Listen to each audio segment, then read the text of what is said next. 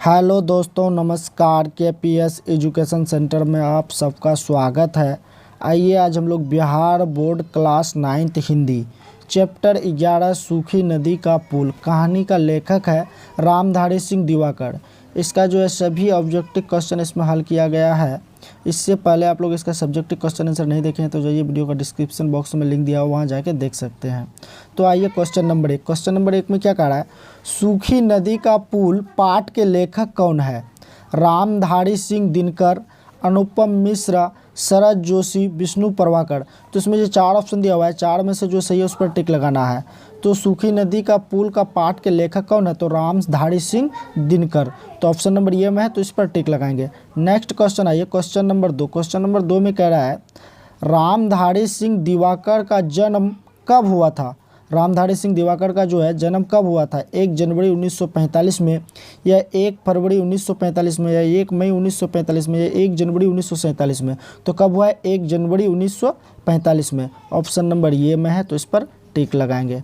Next question आइए question number 3। Question number 3 में है रामधारी सिंह दिवाकर का जन्म कहाँ हुआ था? अररिया में हुआ था, या मोतिहारी, या दरभंगा, या आड़ा। तो रामधारी सिंह दिवाकर का जन्म कहाँ हुआ था? अररिया में हुआ था। तो अररिया पर टिक लगाएंगे। ऑप्शन नंबर ये। इससे पहले आप लोग चैनल पर पहली बार आए हैं तो चैनल को सब्सक्राइब कर लीजिए। वीडियो पसंद आया तो वीडियो को एक लाइक कर दीजिए।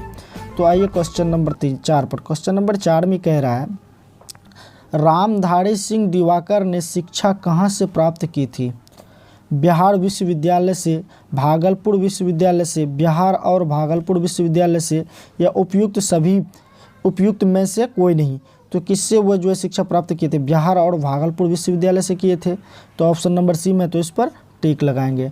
नेक्स्ट क्वेश्चन आइए क्वेश्चन नंबर 5। क्वेश्चन नंबर 5 में कह रहा है रामधारी सिंह दिवाकर ने एमए और पीएचडी की डिग्री कहाँ से प्राप्त की? नालंदा विश्वविद्यालय से, भागलपुर विश्वविद्यालय से, आड़ा विश्वविद्यालय से, या पटना विश्वविद्यालय से। तो कहाँ से वहाँ से प्राप्त किया है?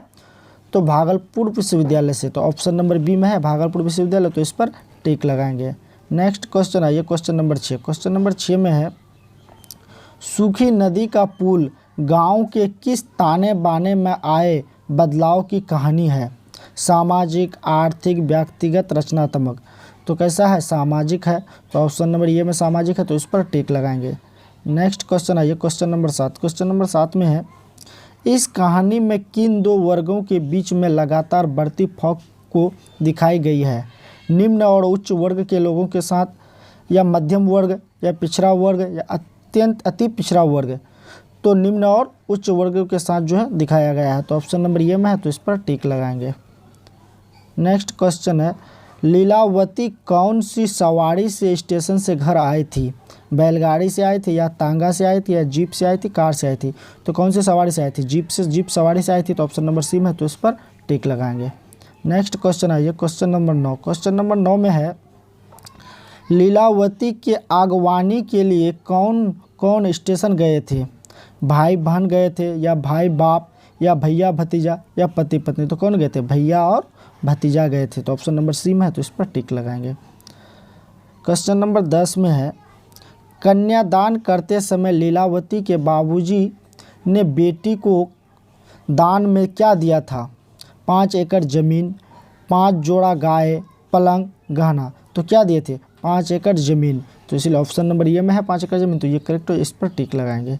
नेक्स्ट क्वेश्चन आइए क्वेश्चन नंबर 11। क्वेश्चन नंबर 11 में है सहेलिया माई के बेटे का नाम क्या था?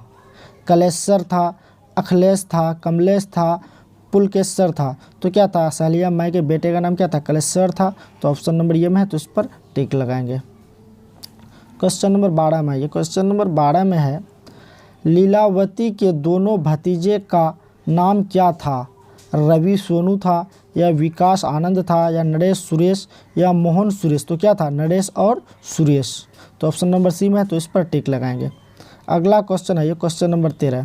क्वेश्चन नंबर 13 में है लीलावती को महसूस हुआ मानो वह कैसी दूध की नदी में स्नान कर रही थी? उजला नदी की, या गंगा नदी की, या संगम नदी की, या इनमें से कोई नहीं। तो कैसा महसूस हुआ? उजला नदी की में जो है स्नान कर रहा है ऐसा महसूस हुआ था। तो ऑप्शन नंबर ये में है तो इस पर टिक लगाएंगे। अगला क्वेश्चन है, ये क्वेश्चन नंबर 14 में स्टेशन के बाहर क्या लगी हुई थी। स्टेशन के बाहर जो है क्या लगी हुई थी, ट्रेन लगी हुई थी या कार लगी हुई थी या जीप लगी हुई थी या बैलगाड़ी लगी हुई थी। तो क्या लगी हुई थी, जीप लगी हुई थी। तो ऑप्शन नंबर सी में है, तो इस पर टिक लगाएंगे। अगला क्वेश्चन है, ये क्वेश्चन नंबर 15 में है, देर रात बगल के गांव से क्या आई, बारात, नात, भोजन, आदमी। तो क्या आई थी, बारात आई थी।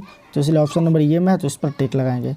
नेक्स्ट क्वेश्चन है, ये क्वेश्चन नंबर 16 में कह रहा है, बुच्ची दाई को सबसे ज़्यादा किसकी याद आती है। भाई की याद आती है या बहन की याद आती है या माई की याद आती है या सहेलियाँ माई की याद आती है। तो किसकी याद आती है, सहेलियाँ माई की याद आती है। ऑप्शन नंबर डी, तो इस पर टिक लगाएंगे। नेक्स्ट क्वेश्चन है, लीलावती गांव में क्या देखना चाहती थी, नदी, पोखर, खेत खलियान, ब्रह्म बाबा का मंदिर या इनमें से सभी। तो क्या देखना चाहते हैं, ये सभी देखना चाहते थे, इसीलिए ऑप्शन नंबर डी, इनमें से सभी सही होगा।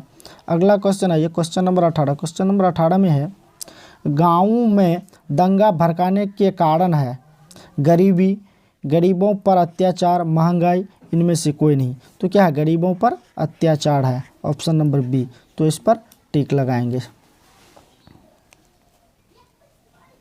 नेक्स्ट क्वेश्चन है, ये क्वेश्चन नंबर 19, लीलावती नैहर कितने वर्ष बाद लौटी, 10 वर्ष बाद या 12 वर्ष बाद या 13-14 वर्ष बाद या 15 वर्ष बाद। तो कितने वर्षों बाद वह नैहर लौटी थी, 13 से 14 वर्ष बाद जो है वह नैहर लौटी थी, इसलिए option number C correct answer है। क्वेश्चन नंबर 20 में है, किसने लीलावती को अपना दूध पिलाकर पाला पोसा था, सहेलियाँ माई या माँ या गांव के लोग या इनमें से कोई नहीं। तो कौन जो है उसको अपने बचपन से ही दूध पिलाकर पाला पोसा था, सहेलियाँ माई। तो ऑप्शन नंबर ये में है, तो इस पर टिक लगाएंगे। 21 में कह रहा है, रामधारी सिंह दिनकर कैसे कथाकार हैं, फिल्मी क्षेत्र के या शहरी जीवन के, ग्रामीण जीवन के, वन्य प्रदेश क्षेत्र के। तो कैसी कथाकार है, तो ग्रामीण जीवन के है। तो ऑप्शन नंबर सी में ग्रामीण जीवन है, तो इस पर टिक लगाएंगे। नेक्स्ट क्वेश्चन है, ये क्वेश्चन नंबर 22। क्वेश्चन नंबर 22 में है, खादी के कुर्ते की जेब में लीलावती के भैया क्या छिपाकर लिए हुए थे, पिस्तौल, नोटों का बंडल, पुराने अखबार का पन्ना या जलपान का सामान। तो क्या छुपाए हुए लिए थे, तो पिस्तौल छुपा रहे थे। तो ऑप्शन नंबर ये में होगा, तो इस पर टिक लगाएंगे। अगला क्वेश्चन है, ये क्वेश्चन नंबर 23 में है, लीलावती के परिवार और सहेलियाँ माई के परिवार के बीच किस बात को लेकर झगड़ा चल रहा था, पुराने मकान की बात लेकर या कर्ज के रुपये को लेकर या गाली गलौज की बात लेकर या 5 एकड़ ज़मीन की बात लेकर। तो क्या लेकर चल रहा था, 5 एकड़ ज़मीन की बात लेकर चल रहा था। तो इसलिए ऑप्शन नंबर डी सही है। अगला क्वेश्चन है, क्वेश्चन नंबर 24। क्वेश्चन नंबर 24 में कह रहा है, सूखी नदी का पुल कैसी कहानी है, मनोवैज्ञानिक, सामाजिक, ऐतिहासिक या वैज्ञानिक। तो सूखी नदी का पुल जो है कैसी कहानी है, तो सामाजिक है। तो ऑप्शन नंबर बी पर टिक लगाएंगे, ये करेक्ट आंसर है। अगला क्वेश्चन है, ये क्वेश्चन नंबर 25। क्वेश्चन नंबर 25 में है, सूखी नदी का पुल कहानी की नायिका कौन है, सहेलियाँ माई है या माएँ है या लीलावती है या बुआ है। तो कौन है, लीलावती है। ऑप्शन नंबर सी है, तो इस पर टिक लगाएं। तो आई होप आप लोगों को अच्छी तरह से समझ में आया होगा। चैनल पर पहली बार आए हैं तो चैनल को सब्सक्राइब कर लीजिए, वीडियो पसंद आया तो वीडियो को एक लाइक कर दीजिए। Thanks for watching this video.